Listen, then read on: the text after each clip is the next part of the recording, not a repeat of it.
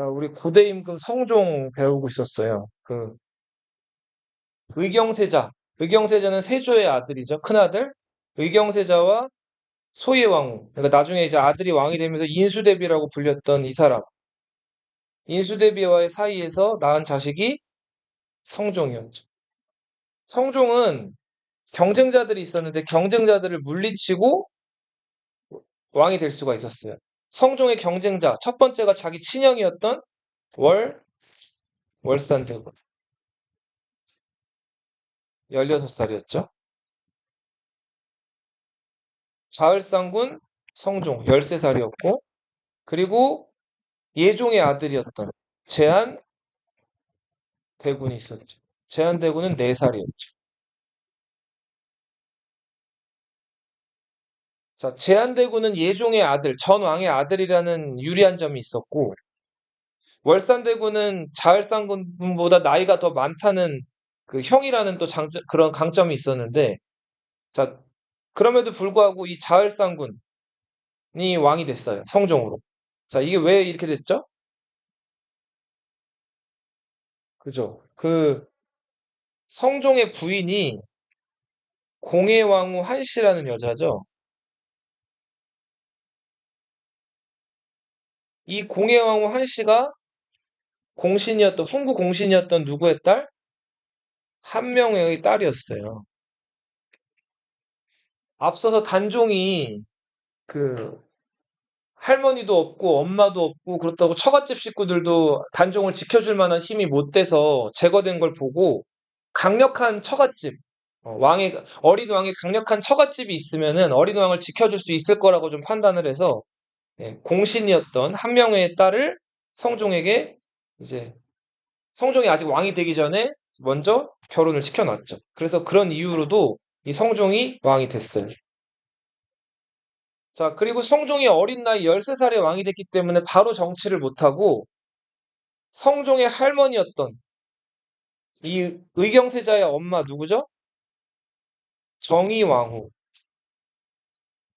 이 정의왕후가 이제 대비가 됐으니까 무슨 대비?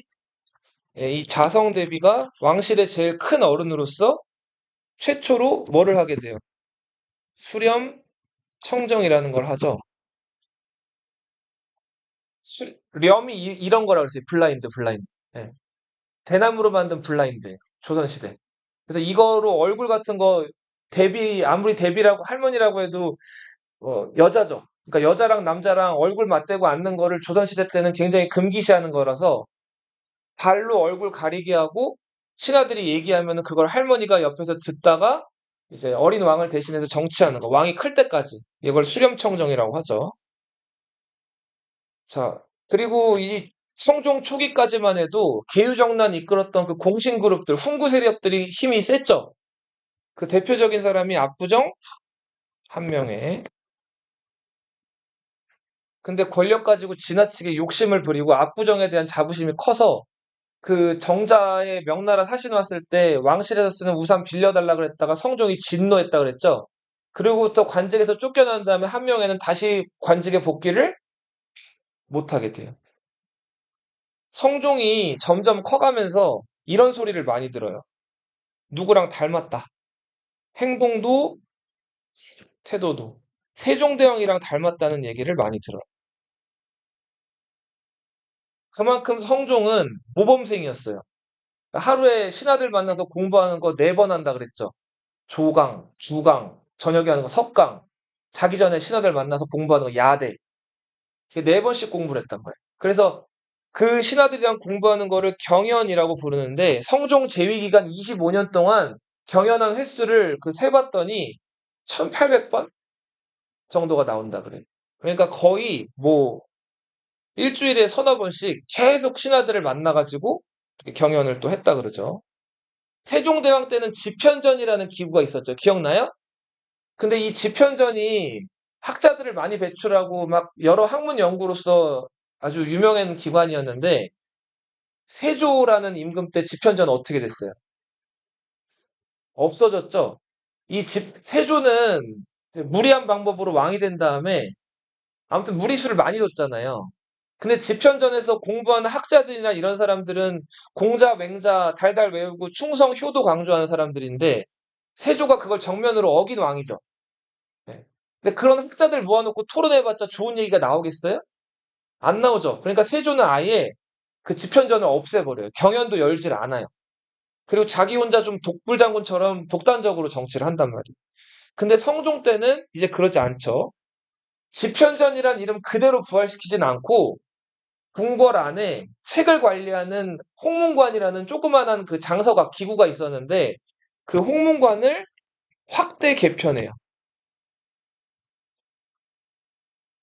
이 홍문관은 마치 세종대왕 때 뭐랑 비슷한 기구였을까요? 네, 집현전과 비슷한 기구예요.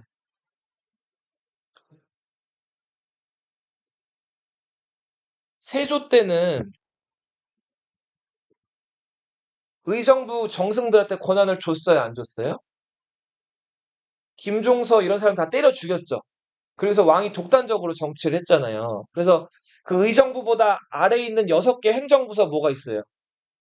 2호 예병 현공 6조가 있죠. 그 6조가 의정부 거치지 않고 바로 왕에게 보고하게 했죠. 이거를 뭐라고 부르죠? 세조 때 6조 직계제라고 해요.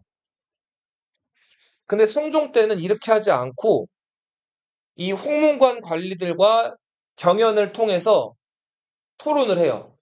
그 다음에 의정부 대신들한테 이걸 맡겨서 의정부 대신들이 또 토론하고 왕에게 보고하게끔 하는 이름하여 의정부 서사제라는 걸 다시 실시해요. 이거 언제 했던 거예요, 의정부 서사제?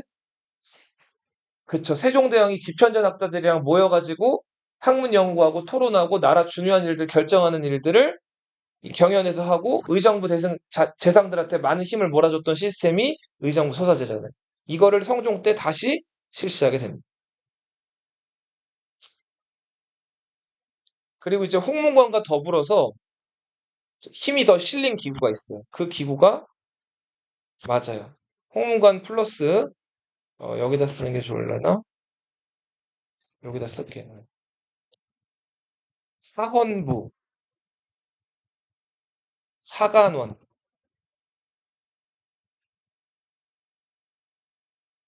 사헌부는 관리들이 뇌물 받거나 잘못한 것들 감시하는 기구예요. 이런 거 좀 어려운 얘기로 감찰이라고 불러요. 뭐라고요? 감찰. 사간원은 그치 임금이 잘못 판단하거나 뭔가 잘못 얘기했을 때 그런 것들을 신하들이 간하는 거. 이렇게 하셔야 됩니다. 혹은 임금이 뭐라고 하면 아니 되옵니다 하는 기구가 이 사간원이에요. 이 사헌부, 사간원, 홍문관 이 세 기구를 합쳐서 뭐라고 불렀어요? 삼사라고 불렀어요. 홍문관, 사헌부, 사간원을 삼사라고 불렀어요. 이 삼사는 대간이라고도 불렸죠. 대간. 지금으로 치면 뉴스나 신문의 기능을 했다 그랬죠. 정치인들 뭐 잘못하면은 뉴스나 신문에서 잘못했다고 다 보도하죠. 그죠? 사람들이 알게끔. 그런 역할, 언론 기능을 했던 기관이 삼사라는 기관이에요. 그리고 세조 때부터 만들기 시작한 조선의 통치 질서를 담은 그 법전, 경국대전이 성종 때 비로소 완성이 돼요. 그 밖에도 성종 때는 이 조선의 통치 규범을 담은 여러 법전들이 다 많이 만들어지는데, 자, 나중에 성종이 죽은 다음에 이 성종이란 묘호를 받죠. 이 성자가 이룰 성자거든요. 그러니까 뭔가 이뤄냈고 나라 체제를 만들어낸 완성한 임금한테 바치는 묘호가 성종이에요. 고려도 성종이 있고 조선도 성종이 있어요. 그러니까 조선이란 나라, 고려라는 나라, 그 정체성을 딱 만든 임금이란 말이에요. 그래서 그 정체성을 만들기 위해서 경국대전을 포함해서 여러 가지 책들을 많이 써내는데 먼저 국, 국조오례의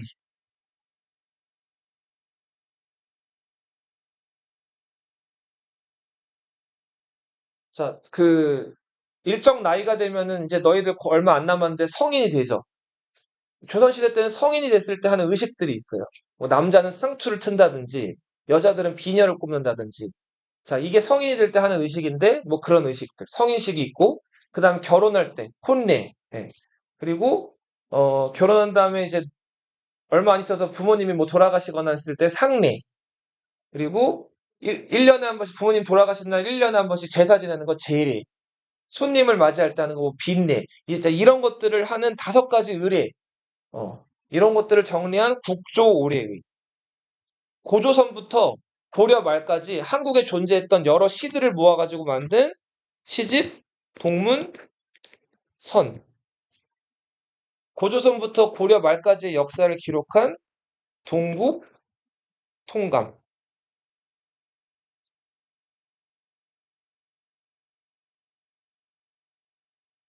그리고 음악에 관련된 음악책 악학 괴범.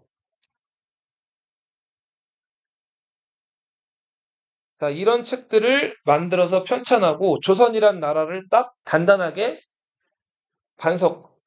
반듯한 돌 위에 올려놓은 사람이 성종이다.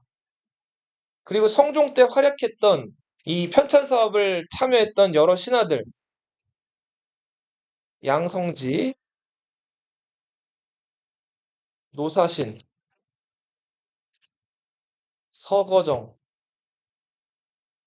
요 인물들은 여기서 한번 나오면 보통 더 나오지는 많이 않을 거고, 아무튼 성종이 아꼈던 사람들이. 근데 이 사람들은 주로 그 계유정난을 일으킨 훈구공신들만큼은 아니지만 그래도 2등, 3등에 항상 공신반열에 이름을 올렸던 훈구로 분류될 수 있는 사람들이 공신그룹들. 그리고 한 명 더 조금 새로운 인물인데 임사홍이라는 사람이 있습니다. 왜 역사 좀 관심 있고 좀 그 통찰이 있는 사람은 들어봤을지도 모르겠는데 이 임사홍이 뭘로 좀 유명하죠? 네, 그렇지, 맞아요. 간신의 대명사로 좀 유명해요. 두 사람. 조선시대 간신하면 자주 등장하는 사람. 임사홍이랑 우리 배운 사람 또 하나 있어요. 남이의 영모 사건을 고발한 사람. 유자광이 있죠. 예. 그런 사람들. 이제 또 이 사람들 이제 연산군 시대 때 또 자주 등장할 거니까 알아두세요.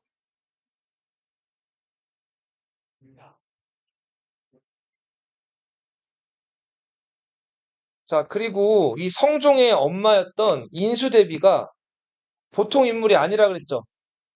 당시 여자들은 글을 모르는 경우, 문맹인 경우가 많았는데 이 인수대비는 그 학자들이 읽는 어려운 한자 책도 척척 읽어내는 굉장한 지식인이었어요. 남편이 일찍 죽고 애만 셋이 남겨졌는데도 전혀 기죽지 않고 궁박해서 애들 열심히 가르쳐가지고 자기 둘째 아들을 왕까지 만든 여자죠. 철의 여인이에요. 어떻게 보면. 이 인수대비가 썼던 또 유명한 책이 있어요. 뭐 빈칸이 있으니까 여기서 쓸게요. 내훈이라는 역사책. 자, 조선은 불교 국가예요, 유교 국가예요? 유교 국가죠. 네. 유교는 자, 신하는 군주에게 충성하고 아들은 부모한테 효도하고 그리고 아내는 남편한테 의리를 다 바치고 남편을 사랑하고 남편을 존경하고 네. 뭐 이런 윤리들을 강조하는 학문이 유교인데 자, 그 유교에서 방금 얘기한 것들이 나왔는데 제일 강조하는 1번 덕목이 뭐라 그랬어요? 신하가 군주에게 바치는 거. 충이에요, 충.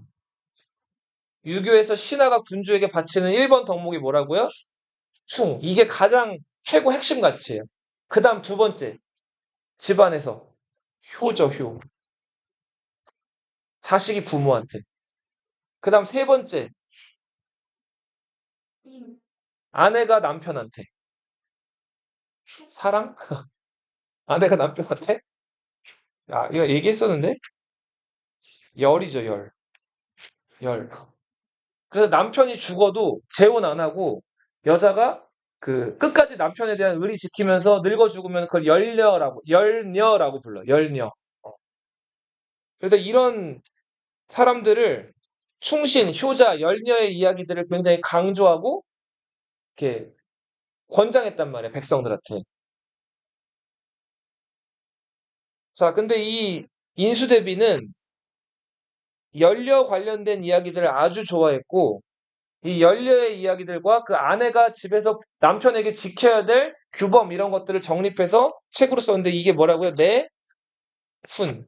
내훈 이야기를 몇 가지만 볼게요.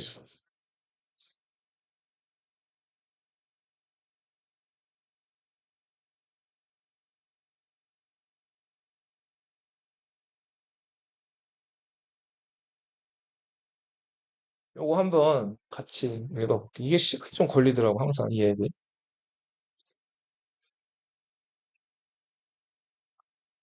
자, 요거 성규가 한번 읽어보세요. 첫 줄.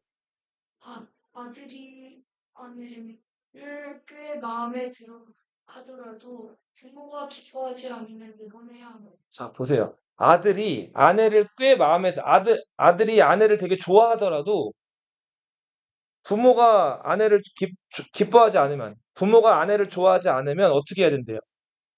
내보내야 된대요. 그러니까 부부 사이 관계보다 그 아내가, 그치, 저기 남편의 부모님, 시아버지, 시어머니한테 잘해야 된다는 거죠. 이해돼요? 네, 또 읽어보세요. 자, 그러나 요거는 아세리가 읽어보세요. 그러나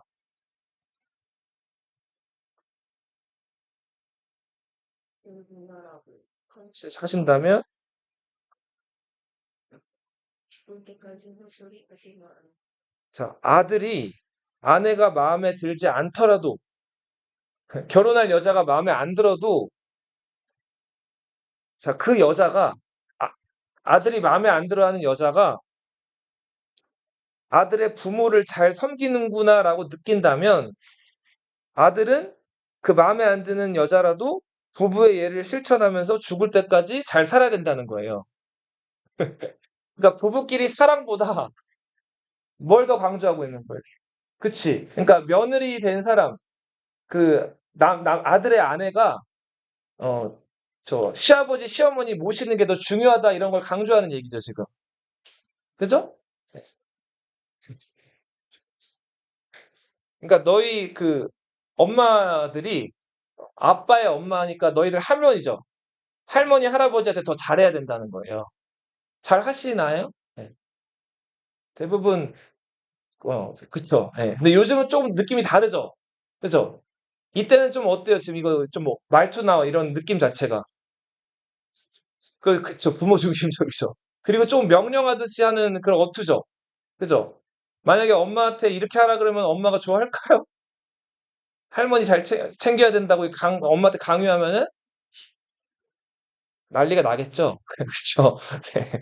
자, 요것도 한번 읽어볼게요. 며느리가, 너무 일어나 놓치지 않아 괜찮아요. 네. 할머니가 너희 엄마 잘못하면 가르치고, 할머니가 가르치는데 엄마가 말 안 들으면 할머니가 엄마 때리는 거고, 아니 너 할머니가 엄마를 때려도 고치질 않으면 엄마를 할머니가 쫓아낸대요. 이를 붙여줘. 아들은 이제 새 장가 들어야죠. 말 안 듣는 며느리 쫓아내고, 지극히 부모 중심적이죠. 그죠? 네. 이게 유교예요. 네. 유교에 물론 좋은 점도 있지만 이런 점도 있죠. 자, 요런 질서나 이런 것들을 이제 글로 쓰고 책으로 만들어내면서 조선의 통치 규범을 정립해 나가던 시기가 성종 때예요. 그리고 이 시대 때는 이제 훈구와 사림이라는 두 세력 간의 대립이 나타나기 시작한 시기이기도 한데, 훈구라고 하는 사람들은 주로 계유정난 이후부터 그 정난공신들을 중심으로 해가지고 이 왕 주변에서 공신으로서 많은 것들을 누리고 있던 사람들이죠. 그죠? 자, 근데 이 훈구들이 너무 힘이 커지니까 성종이 부담을 느꼈어요. 어린 왕 성종이.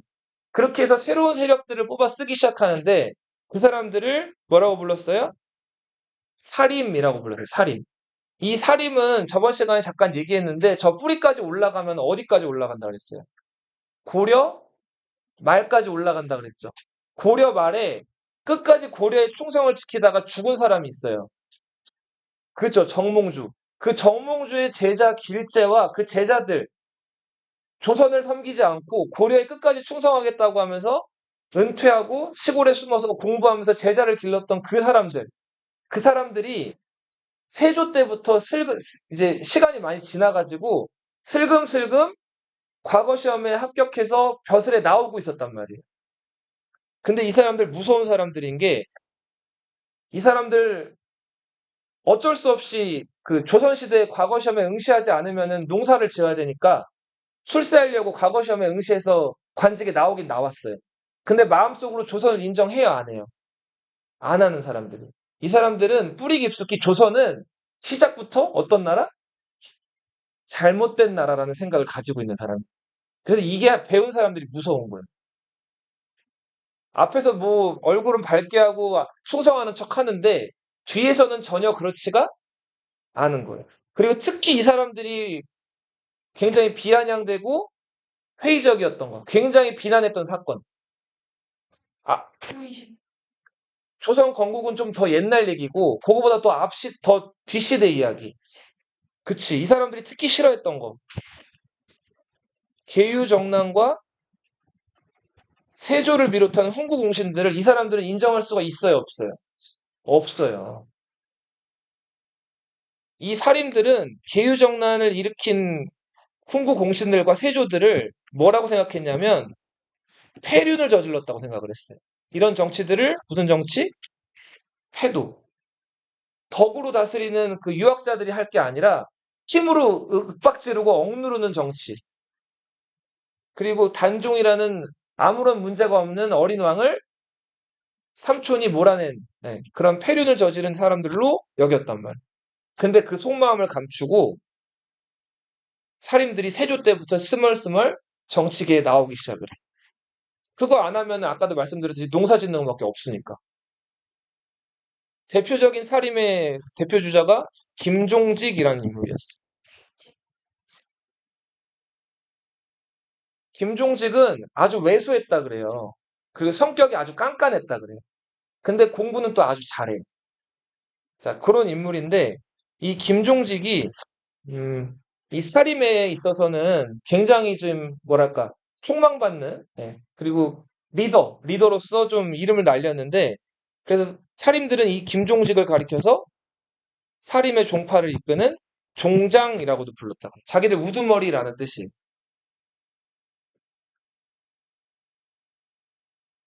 자, 그런 살림들이 조금 조금씩 정계에 진출을 하는데 이 살림을 본격적으로 이제 끌어들여서 정치에 입문시키고 가까이 썼던 사람이 어느 왕이라 그랬죠? 지금 우리 배우고 있는 성종이에요, 성종. 이 성종이 왜 살인들을 끌어다 썼다 그랬죠? 충성심이 강하니까? 그치. 이 공신들, 훈구 공신들이 너무너무 세력이 커져버린 거예요. 세조 때부터 여러 번 공신들을 겸하면서 재산도 많고, 그리고 관직은 또 다 높은 관직들 차지하고 있고. 더 큰 문제는 이 훈구 공신들의 형제, 자식들, 친척들이 요소요소에 뭐 지방 사또 자리, 뭐 그 높은 자리, 낮은 자리 여러 관직들을 독점하고 있어요. 그래서 어린 왕 성종이 뭔가 길을 펴기가 어려운 상황이었단 말이에요. 그래서 이 사람들을 견제하려고 살인들을 쓰기 시작해요. 근데 성종이 처음부터 살인들을 영의정, 좌의정 임명할 수는 없죠. 그래서 어디다 임명을 했다 그랬죠, 주로? 7품, 8품, 품계가 별로 높진 않지만 권한을 많이 가지고 있는 이 3사, 여기에 살인들을 배치한단 말이에요. 이 3사 관원들은 아까도 말씀드렸듯이 품계는 높지가 않아요. 근데 권한이 꽤 커요. 어떤 권한을 가지고 있어요? 신하들이 잘못했을 때 그가 콕콕 꼬집는 역할을 한다 그랬죠. 그리고 왕이 잘못했을 때 왕에 대해서 따지고 들어가는 일들을 할 수가 있어요. 이 3사의 관원들을 사림들로 대거 임명을 해요. 그리고 사림들은 성종의 기대에 부응을 해가지고 이 훈구공신들이 부정부패, 뇌물 받고 나쁜 짓 하는 것들을 콕콕 찌른단 말이에요. 그리고 소기의 목적이 달성이 돼서 성종이 직접 정치를 실시하고 한 10여 년 무렵 지났을 때는 이 훈구공신들의 힘이 많이 빠지게 돼요. 그리고 훈구공신들은 나이가 많기 때문에 시간이 지나면 지날수록 어떻게 돼요? 점점 그쵸. 늙어서 죽고 없어지죠. 근데 이제 또 문제가 발생을 하죠. 이 훈구공신들이 힘이 조금씩 눌려가니까 반대로 누구 세상이 돼요? 얘네들 세상이 되는 거예요. 얘네들이 이제 그 3사 언관직에 딱 포진돼 있으면서 처음에는 훈구 공신들만 공격을 하다가 누구를 공격하기 시작해요? 왕을 공격하기 시작해요. 그러니까 물론 유교에서는 왕을 신하들이 가르쳐가 똑똑한 신하가 왕을 가르쳐서 왕을 바른 정치의 길로 이끈다 이런 명분이 있는데 문제는 이게 도가 지나쳐지는 거예요, 점점. 저번 시간에 말씀드렸듯이 자, 비가 오는데 황사가 섞인 흙비가 내려요. 그냥 그럴 수 있죠. 근데 이 흙비 내리는 걸 가지고 왕이 정치를 잘못해서 흙비가 내린다는 거예요. 말이 돼요? 말이 안 되죠. 그리고 저 시골에서 병아리가 태어났는데 그 병아리 다리가 3개였어요. 얘가 자라면 치킨 다리가 3개가 되는 거네요. 기형이 태어난 거죠. 근데 이것도 중국 역사에서 어디 뭘 끄집어내가지고 다리가 셋 달리는 새가 태어나면 불기라고 왕이 정치를 못해서라는 이런 해석을 또 갖다 붙여요. 성종은 그럴 때마다 어떨까요, 기분이? 억울하고 기가 차죠. 말도 안 되는 일이잖아요. 그래서 그럴 때마다 성종은 일단 한번 그 대관들한테 그 말도 안 된다고 한번 투정을 부려요. 그럼 대관은 여기서 질까요, 안 질까요? 안 져요. 계속 아니되옵니다. 전하가 잘못하신 겁니다 하고 군주를 꼬집는 거예요. 그럼 성종은 처음에는 계속 이거 반박을 하려다가 알았어, 알았어. 내가 열심히 할게. 그리고 스트레스를 뒤로 가서 푸는 거예요. 뭘로 푼다 그랬죠, 주로? 술 마시고 여자에다 푸는 거예요. 그러다 보니까 몸은 점점 어떻게 돼요? 몸은 망가지죠, 그죠?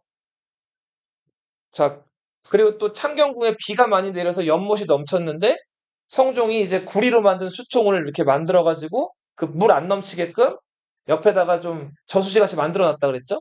그랬더니 그 또 구리로 수통을 만들었다고 그 사치 부리는 거라고 또 대관들이 꼬집었다 그랬죠. 대관들은 누굴 견제할 자유가 있는데 문제는 대관을 견제할 사람들은 있었던 거예요, 없었던 거예요? 없었던 거예요. 견제받지 않는 권력들은 어떻게 돼요, 반드시? 커지고 썩게 돼 있어요. 그래서 이 살인들 권력이 점점 커져가고 있었다. 자, 그런 가운데 이 궁 밖에서 어우동이라는 여자의 사건이 있었어요. 여자예요, 여자. 예. 먹는 우동이 아니에요. 자, 이 어우동은 본명이 어을우동이라고도 알려져 있어요. 어을우동. 이름 특이하죠? 예. 자, 여자들 중에서 얼굴도 굉장히 예쁘고, 그리고 뭐 몸매도 좋고, 그리고 그것뿐만이 아니라 뭐 목소리, 그리고 말하는 투, 여러 가지 왜 남자들 이렇게 아주 남자를 혹하게 만드는 여자들 있죠. 네, 그런 여자들을 외국에선 뭐라고 불러요? 산무 파탈 이렇게 부르죠. 치명적인 매력을 가진 여자들. 네, 이 어우동이 좀 그런 타입이었던 것 같아요. 근데 어우동은 사실 체연이 있었어요. 어우동이 원래는 왕족이었던 이동이란 사람의 아내였어요. 네. 근데 이 이동은 바람둥이였어요. 그래서 어우동이라는 예쁜 아내가 있는데도 아내 두고 몰래 바람을 핀 거예요. 이런 거 불륜이라고 하죠. 들어봤어요? 네. 그 불륜을 저지르는데 불륜 상대랑 좀 뜨거웠나 봐요. 좋아했던 것 같아요. 그래서 자기 부인 어우동이랑 어떻게 하고 싶었을까요? 이혼을 하고 싶었어요. 이 당시 때 조선시대 때는 여자가 남자한테 이혼을 요구하는 건 안 돼도 남자는 여자한테 이혼을 요구하는 게 가능했어요. 좀 어떻게 보면 불합리한 시대였죠. 근데 아무튼 이 이동이 이혼을 하려고 하는데 이때도 이혼을 하려면 합당한 사유가 있어야 돼요. 근데 사유가 없죠. 그래서 사유를 만들어요. 이 이동 집 옆에 사는 은장이, 은장이는 뭐 하는 사람이냐면 은세공업자예요. 은으로 이제 뭐 이런 공예 같은 거 하는 사람들. 이 은장이가 어우동 집에 한번 이동 집에 왔다가 나간 적이 있는데 그거를 꼬투리 잡아가지고 은장이랑 어우동이 눈이 맞아가지고 바람을 폈다. 그러니까 자기가 바람을 피는 주제에 자기 부인이 바람을 핀다고 거짓말을 한 거예요. 자, 그리고 이게 여차저차 어떻게 먹혀가지고 어우동이랑 이동이 이혼을 마침내 하게 돼요. 어우동 입장에서는 어땠을까요? 어이없죠. 바람을 핀 것도 아닌데 남편이 자기를 바람핀 여자로 몰아간 거예요. 지가 바람피면서. 이때부터 어우동이 마음을 달리 먹어요. 자, 나 외모도 이렇게 예쁘고 매력적인데 자, 세상에 있는 남자란 남자는 다 꼬셔보겠다. 그래서 어우동이 이때부터 남자를 만나기 시작하는데 가리질 않아요. 저기 저 양반, 저 대사원, 높은 관직에 있는 사람부터 직업이라는 저 노비까지 남자를 17명을 만나요. 너희 학교도 여친 자주 바꾸는 남자애들 있어요? 진영이 김진영? 네. 여자랑 성격병이 꽤 쌓여 있어가지고 애초에 둘이 좋아하질 않아. 커플이 하나밖에 없어. 그 있긴 있네. 네. 그냥 처음 그냥 번호도 어, 안 치고 또 오늘 오지아는 그 여학생은 아니죠? 네. 그냥 아니면 천명은 아니죠? 아무튼 그 치명적인 매력을 지닌 어우동 17명의 남자들을 만나고 다녔어요. 아까도 이 양반부터 노비까지 가리지 않았어요. 결국은 이게 들통이 나게 되는데 자, 이 당시 이제 법정에 서게 되는데 남자들은 곤장을 맞거나 심해봤자 유배를 가는 정도에 그쳤어요. 근데 어우동은 어떻게 했을까요? 죽어요. 생기를 문란하게 했다 그래서 벌을 받아 죽는데 교수형을 당해요. 자, 이렇게 남자한테는 좀 한없이 관대하고 특히 남녀 간의 그 성 문제나 사랑 문제에 대해서는 여자한테만큼은 한없이 엄격했던 게 조선 사회였어요. 자, 이게 이제 궁 밖에 있었던 사건이고 궁 안에 있었던 사건을 볼게요. 어디 빈칸이나 뭐 있으면 쓰셔도 좋고 요거 오늘 간단하게 얘기를 좀 해보고 지금 이거 다시 써보는 거예요. 세조 그냥 보세요 그럼 정의 뭐 예전에 썼던 것도 좋고 자, 요 둘 사이에서 태어난 아들이 의경세자 그죠? 그리고 예종이라는 아들이죠. 둘째 아들 의경세자가 몇 살에 죽었다 그랬나요? 20살에 죽죠. 그래서 의경세자가 죽기 전에 자기 그 부인을 만나는데, 아내가 있었는데 그 아내가 수빈 한씨였죠. 이 수빈 한씨와 의경세자 사이에서 낳은 아들이 월산대군과 누구였어요? 지금 우리 배우고 있는 성종이었죠. 성종이 왕이 되니까 수빈 한씨는 이제 세자빈에서 뭘로 올라가게 돼요? 인수 대비로 올라가게 되죠. 그리고 당연히 정의왕후는 왕실의 할머니니까 무슨 대비? 대왕 대비, 그죠? 자성 대비라고 불리게 되죠. 예종의 아내 안순왕후. 제한대군이란 자식이 있었는데 4살이라서 성종한테 밀렸죠. 그래도 죽은 예종의 부인이니까 안순왕후는 뭐라고 불리게 되죠? 역시 대비라고 불리게 되죠. 무슨 대비? 인희의 대비. 그래서 성종 때는 대비가 몇 명이었다고 왕실의 할머니가 3명이었다 그랬죠. 이 3명의 왕비를 모시기 위해서 만들어진 궁궐이 무슨 궁? 창경궁이라 그랬죠.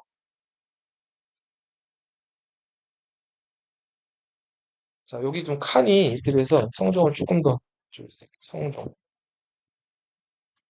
성종에게는 첫 번째 부인 공예왕후 한씨가 있었어요. 이 사람 한 명의 딸이었죠?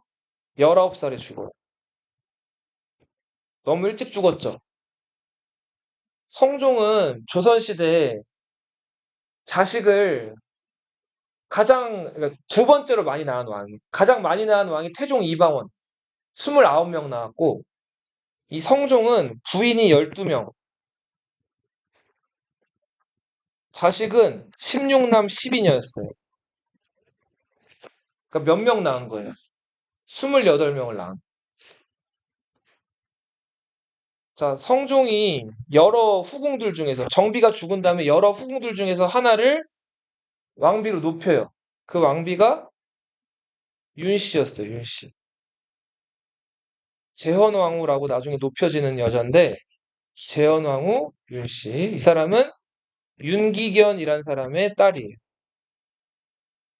윤기견은 세종대왕 때 그 집현전에서 일하기도 했던 나름 잘 나가는 학자였는데 일찍 죽어요. 그래서 재헌왕후 윤씨는 어렸을 때 되게 가난하게 살았어요. 아버지가 일찍 돌아가시는 바람.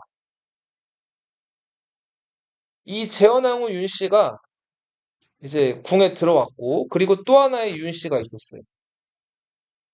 이 윤씨는 윤호의 딸이에요.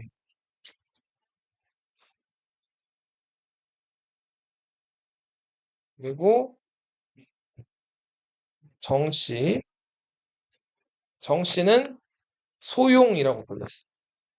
조선시대 후궁들, 그러니까 왕의 정식 부인이 아니라 후궁들한테는 여러 또 관제 등급이 있었는데 예, 이 소용이라는 등급이었죠. 소용 정씨. 그리고 숙의 엄씨가 있었어요. 자, 그리고 여러 또 부인들이 다 쓰지는 않을게요. 자, 보세요. 먼저 재헌왕후 윤씨. 원래는 후궁이었는데 굉장히 뭐랄까 그 성종의 사랑을 이제 나중에 받게 돼요. 뭐 얼굴도 예뻤고 괜찮았던 것 같아요. 그래서 사랑을 받는데 이 윤 씨가 또 특히 잘했던 게 이 지금 궁에 있는 이 할머니들 있죠.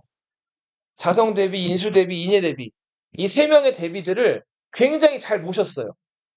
그러니까 소위 말해서 싸가지 있게 행동을 했어요. 자주 찾아뵙고 인사드리고 아주 싹싹하게 어른들한테 잘하는 사람들 있죠. 그렇게 했단 말이에요. 그래서 이 할머니들이 윤 씨를 어땠을까요? 되게 예뻐했어요. 그리고 또 성종도 또 이 윤 씨를 예뻐해가지고 금방 아이가 생겨요.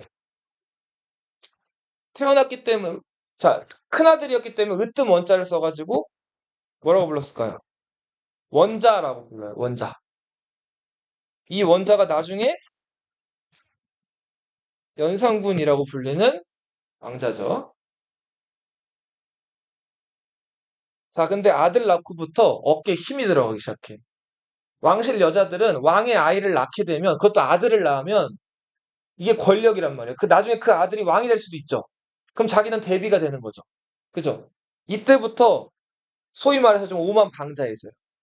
이 대비들 평소에 자기가 잘하던 이 할머니들한테 인사하러 잘 갈까요, 안 갈까? 안 가요. 자, 그러고 말이나 행동도 좀 거침없어져요.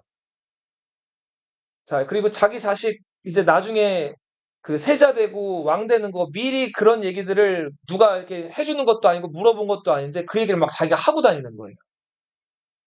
어른들 그런 거 따가야죠. 싸가지 없어지는 거. 돌변하는 거. 마음에 안 들었어요. 그리고 이 성종은 대관들한테 받은 스트레스 보통 술이랑 여자로 푼다 그랬죠. 이런 사람들 특징. 여자 자꾸 어떻게 해요? 만나긴 만나는 건데. 맞 만드는 거 말고. 여자를 자꾸 어떻게 해요? 꼬셔? 결혼이 이 바꿔요, 자꾸 여자를. 쉽게 질려한다고, 여자한테.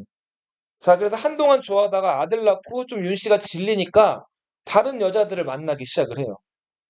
자, 그러니까 이 재혼하고 윤 씨 입장에서는 남편이 자꾸 다른 여자들이랑 잠자리 하러 가니까 그게 좋을 리가 있어요? 없어요. 솔직했어요. 자, 여자가 질투하는 거를 조선시대 때는 뭐라고 불렀냐면 투기라고 불러요. 투기. 투기가 심했다. 말을 막했다. 이렇게 쓸게요, 그냥. 행동도 거침이 없었다. 싸가지도 없었다.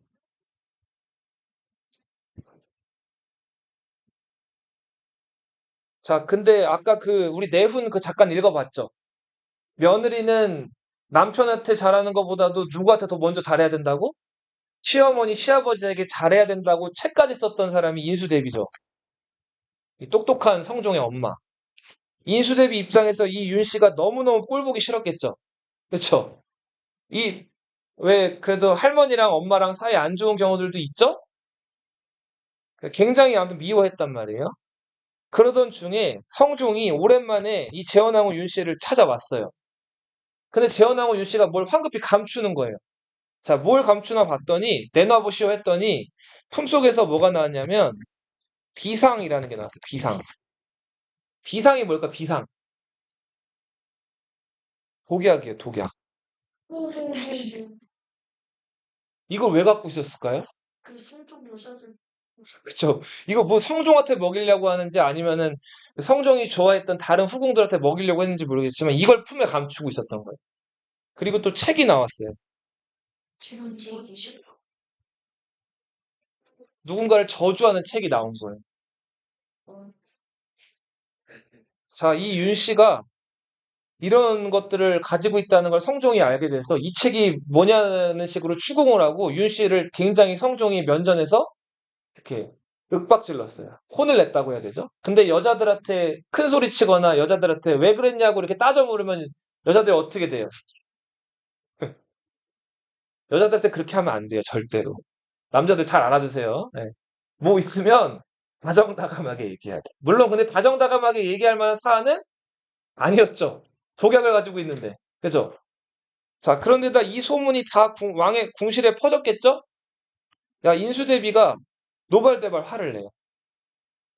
자, 그래도 성종은 한때 예뻐했던 부인이고 원자의 엄마죠.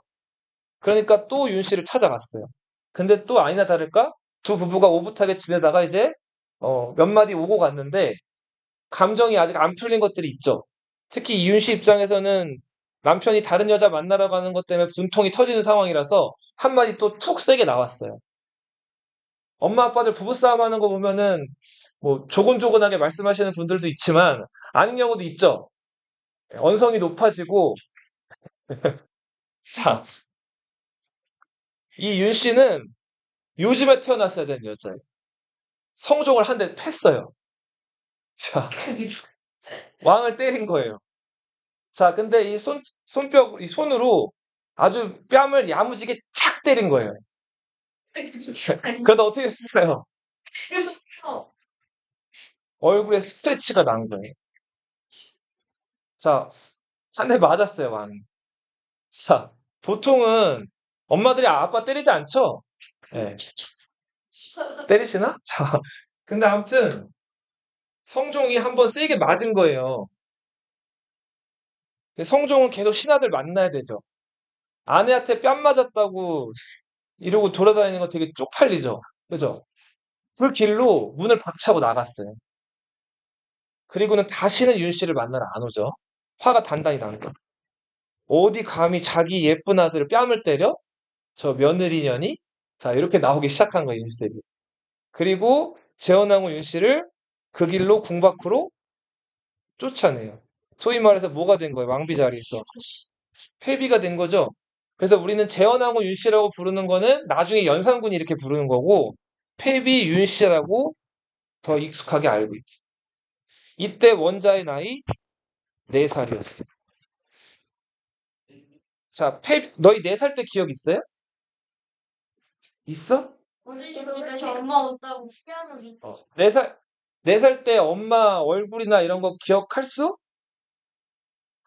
있을까? 조금 가물가물하죠? 어. 갑자기 엄마가 바뀌었다 그러면 좀 이상할 수도 있겠죠? 예. 근데도 또 좀 무신경한 애들이나 무감각한 애들은 모를 수도 있죠? 좀 알쏭달쏭한 나이죠? 근데 요 나이 때 아무튼 엄마가 궁 밖으로 쫓겨난 거예요. 그리고 근데 이때 쫓겨날 때 신하들이 어떻게 반응했을 것 같아요? 다 찬성했을까 반대했을까? 성종이 너무 화가 많이 나가지고 강력하게 이 윤 씨를 쫓아낼 걸 얘기를 했기 때문에 이때는 신하들도 차마 어떻게 얘기를 잘 못했어요. 근데 이때 임사홍이라는 사람이 나서요. 이 임사홍 얘기를 아까 안 했는데 간단하게 얘기를 할게요. 엄친아예요, 엄친아. 엄친아란 말 들어봤어요? 네. 개발한 친구. 엄마 친구 아들. 엄마 친구 아들들은 항상 공부도 잘하고 항상 뛰어나죠. 엄마가 너희들 비교 대상으로 삼는 그 있는지도 없는지도 모르는 그 아들. 네. 근데 아무튼 임사홍은 집안도 좋고 22살에 과거급제 해가지고 짱짱한 사람이었어요. 30대 초반에 높은 관직들을 두루두루 역임했던 잘 나가는 사람이었단 말이에요. 근데 이 임사홍은 조금 굳이 세력을 나누자면 훈구 공신들 쪽에 또 가까운 사람이었어요. 왜냐하면 왕이 그 대관들한테 시달릴 때 왕의 편을 좀 들었던 사람이에요. 그 왕의 편을 들다 보니까 대관들이 임사홍을 좋아했을까요? 안 좋아했을까요? 안 좋아하죠. 삐가 내릴 때도 대관들이 성종을 공격하니까 삐가 내린 게 임금이랑 무슨 상관이냐면서 성종을 감쌌던 사람이에요. 성종은 임사홍을 좋아하는데 문제는 대관들이 임사홍을 계속 씹어댔던 사람이에요. 근데 그 임사홍이 이번에도 여러 사람들이 침묵하는데 얘기를 해요. 지금 원자가 4살이시고 이 원자는 나중에 세자가 되시고 지금 주상전하 뒤를 이으실 분인데 그 원자의 생물을 궁 밖으로 내치는 거는 좋지 않다. 결국은 알려질 거다. 이렇게 걱정을 한단 말이에요. 여기다가 조그만 목소리로 또 힘을 보탰던 사람이 유자광이라는 사람. 그러니까 정치는 항상 선택이에요. 유자광은 누구한테 승부를 건 거예요? 이 원자. 네, 원자랑 패비 윤 씨한테 카드를 던진 거죠. 근데 결국은 성종이 워낙 노했고 또 대관들의 공격을 받아서 임사원과 유자광은 이때 어떻게 됐을까요? 유배를 가게 돼요. 유배. 유배 갈 때 이 대관들한테 뭐라고 비난받았을까요? 조선시대 최고의 욕.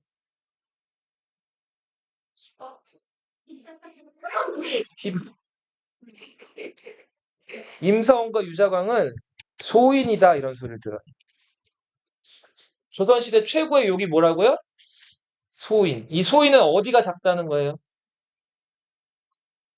빨리? 간땡. 마음이 작다는 거죠. 그죠? 그러면 소인의 반대말. 대인. 부인. 거인. 거인? 분자죠, 분자. 아니. 칭찬하는 표현은 분자다. 이 사람은 분자다. 이 사람 최악이다 하면 소인이라 그래. 결국 4살 때, 원자가 4살 때 패비기 윤 씨가 이제 궁 밖으로 쫓겨났고, 자, 그 다음 3년을 지냈어요. 원자가 몇 살 됐죠? 자, 그 사이에 성종은 왕비를 새로 들여요. 새로 들인 왕비가 윤호의 딸 정현왕후 윤 씨였어요. 이 왜 윤 씨인지는 이 자성 대비가 윤 씨라서 이 윤 씨 친족이 좀 힘을 받았다는 얘기도 있어요. 같은 윤 씨 집안이에요. 정현왕후 윤 씨가 더 사랑받았던 소용 정 씨랑 수구의 엄 씨를 제치고 왕비가 된 이유가 성격이 굿. 네. 나대지 않고 어른들 잘 모시고 왜 좀 조곤조곤한 사람들 있죠. 그래서 예쁨을 받았어요. 그 정현왕후 윤 씨가 이제 새로 왕비가 된 다음에 성종의 사랑을 받아서 낳은 아들이 진성대고 태정태세 문단세 예성연 중종이에요, 이 사람. 자, 중종은 연산군이랑 관계가 어떻게 돼요? 그치. 형제는 형제인데 엄마가 다르죠. 이복 형제죠, 그죠? 연산군은 실록의 기록에 의하면은 엄마가 윤 씨가 쫓겨난 다음에 정연왕후 윤 씨라고 알고 자랐다 그래요. 근데 이거는 실록에 좀 뭐랄까 보기 좋은 기록이고 4살 때 엄마가 쫓겨나고 7살 때 엄마가 사약을 받는데 정말로 엄마가 자기 엄마라고 알았을지는 모르겠어요. 근데 아무튼 알쏭달쏭한 상태에서 연산군은 자라게 되고 연산군이 7살이 됐을 때 패비 윤 씨가 그 당시 이제 궁 밖으로 쫓겨나서 할 것도 없고 왕은 또 그립고 궁궐로 돌아가고 싶으니까 이제 성종을 생각하면서 웬일로 이제 머리도 이렇게 잘 씻은 다음에 머리도 뒤로 잘 쪼매고 그 화장을 좀 했다 그래. 가끔 너희도 화장하고 싶을 때 있죠? 남자들 말고 여자들. 없어요? 뻥치지 마. 네. 엄마 화장품 보면은 틈나지 않아요? 남자들 말고. 아무튼 이 패비윤 씨가 그날따라 좀 기분이 좀 울적했는지 화장을 좀 했어요. 근데 그게 또 궁궐에 소문이 난 거예요. 나가서 반성은 안 하고 자, 얼굴 화장하고 꾸미고나 있고 전혀 저 지금 반성하는 기미가 없다. 자, 인수대비가 패비윤 씨에게 뭘 내리죠? 그렇죠. 사약을 내리세요. 사사하세요. 네. 사사가 뭐야? 사사. 죽음을 내린다 이런 뜻이. 자, 이렇게 해서 패비윤 씨가 사사된다.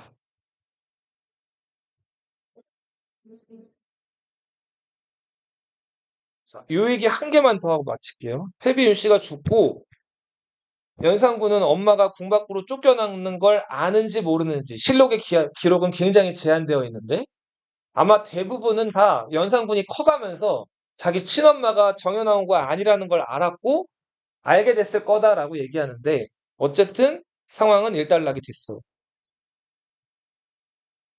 자, 성종은 정치를 잘했어요. 세종대왕이 다시 태어난 것이 아닐까라는 소리를 들을 정도로 모범적인 군주였어요. 근데 문제는 훈구공신들을 견제한답시고 너무 살인들과 대간들의 권력을 키워놨죠. 그죠? 이 대간들은 뭐만 하면은 왕 뒤를 꺾는 게 자기들 자랑인 것처럼 여기던 사람들이었어. 김종직이라는 사람 아까 얘기했었죠? 이 사람이 함양 군수, 경상도의 함양이라는 동네에 책임자 군수가 된 적이 있었어요. 이 함양 군수가 됐을 때 그 함양에 가면 학사루라는 누각이 있는데 이 학사루 누각에 들렸다가 우연히 웬 그 시를 써놓은 이 판때기가 걸려 있는 걸 봐요. 이게 뭐지? 하고 이 시가 누가 쓴 시야라고 물어봤더니 그 시가 유자광이라는 사람이 쓴 시래요. 근데 유자광이라는 사람은 원래 첩의 자식이었죠. 그러다 보니까 여러 양반들한테 인정을 받는 사람이었어요? 못 받는 사람이었어요? 못 받는 사람인데 세조 때문에 우연치 않게 발탁이 된 사람이잖아요. 그 유자광의 시가 걸려 있다는 걸 듣고 김종직이 유자광의 시를 바로 띄워버리라 그래요. 그 다음에 이거를 치워버린단 말이에요. 유자광이 이 얘기를 들었어요. 너희 같았으면 어떻게 했을 것 같아요? 기분 나쁘죠? 그죠? 근데 유자광이 한양에 가서 김종직을 만나요, 나중에. 어떻게 했을 것 같아요? 먼저 가가지고 고개를 숙이면서 김종직한테 악수를 청했다고요. 자기 시를 버린 사람한테. 유자광 어떤 사람이에요? 분노나 안 좋은 감정이 있어도 어떻게 하는 사람? 잘 억누르고 숨기는 사람. 나중에 다른 방식으로 복수를 하죠. 자, 이제 이런 상황에서 성종이 38살에 죽어요. 몇 살에 죽는다고요? 38살. 재위 기간이 1469년부터 1494년까지 25년 동안 성종 재위 기간. 13살에 왕이 돼가지고 25년 왕했으니까 38살에 딱 죽는 거예요. 그리고 그 뒤를 이어서 왕이 된 사람이 연상. 세자 시절에 잔병치레가 좀 잦았는데, 그 세자가 학자들 모아놓고 공부하는 걸 서연이라고 하는데, 공부 좀 안 좋아했어요. 학업 성적이 별로 안 좋았어요. 근데 그렇다고 해서 또 특별히 문제를 일으킨 것도 없어요. 그래서 이 큰아들 연산군을 이제 왕으로 삼았단 말이에요. 왕 되자마자 성종 장례식이 치러지는데 조선시대 때는 유교 국가인데도 왕들이 불교를 좋아하는 경우들이 많아서 불교 행사를 이때까지도 했어요. 그 불교 행사 중에 수륙제라는 게 있어요. 자, 유교 국가인데도 세종대왕도 불교를 좋아했고 태조 이성계도 불교를 아주 좋아했단 말이에요. 그래서 막 굴당을 만들기도 하고 그 큰 절에다가 막 시주를 크게 하기도 하고 막 이랬단 말이에요. 세조도 불교를 어땠어요? 좋아했단 말이에요. 성종의 엄마 인수대비도 불교를 좋아했어요. 그리고 또 수륙제를 한다니까 대간들이 이거 좋아했을까요? 안 좋아했을까요? 아니되옵니다, 전하. 저 불교 행사 이제 없애셔야 됩니다. 예전부터 당연하게 해왔는데 우리 조선은 유교 국가이고 불교는 나라를 망하게 하는 종교니까 이제 하시면 안 됩니다라고 얘기를 한 거예요. 연산군이 이때 처음이자 마지막으로 아버지는 돌아가셨죠? 할머니한테 가서 물어봐요. 자기 엄마 죽게 한 어떻게 보면 원수 같은 할머니인데 그래도 왕실 제일 큰 어른이니까 가서 물어봐요. 할머니, 저 대관들이 수육제 하지 말라는데요? 인수대비는 예전부터 해오던 거니까 하는 게 맞겠소? 라고 얘기한단 말이에요. 연산군이 할머니가 하라는데? 라고 얘기 나와요. 대관이 뭐라 그랬을까요? 아니되옵니다, 전하. 연산군이 할머니가 하랬다니까? 아니되옵니다, 전하. 이렇게 나온 거예요. 시계가 뭐래? 자, 연산군이 우리 아빠 돌아가셨다고 예전 왕들부터 계속 해오던 거니까 내가 하겠다고 아니되옵니다, 전하. 또 나오는 거예요. 예전에는 이렇게 아니되옵니다 두 번, 세 번 하면 성종이 어떻게 했어요? 아, 알았어, 알았어. 그렇게 할게. 그리고 성종이 뒤에서 스트레스 풀었다 그랬죠. 근데 연산군 지금 좀 어때요, 느낌? 달라요. 그리고 고집을 부리는 거예요. 계속 얘기해도 들어주질 않다가 연산군이 내가 하라고 했잖아. 이렇게 나오기 시작하는 거예요. 그러면서 야, 대관 중에서 지금 나한테 아니되옵니다 한 사람들 나와. 자, 그리고 곤장을 때려가지고 유배를 보내. 이게 연산군 정치 시작이에요. 자, 그리고 그 장도나 수위가 점점 어떻게 될까요? 자, 이제 곤장에서 고문, 그리고 사람을 이제 죽이고 죽이는 방법도 점점 다양해지기 시작해요. 여기까지 할게요. 와,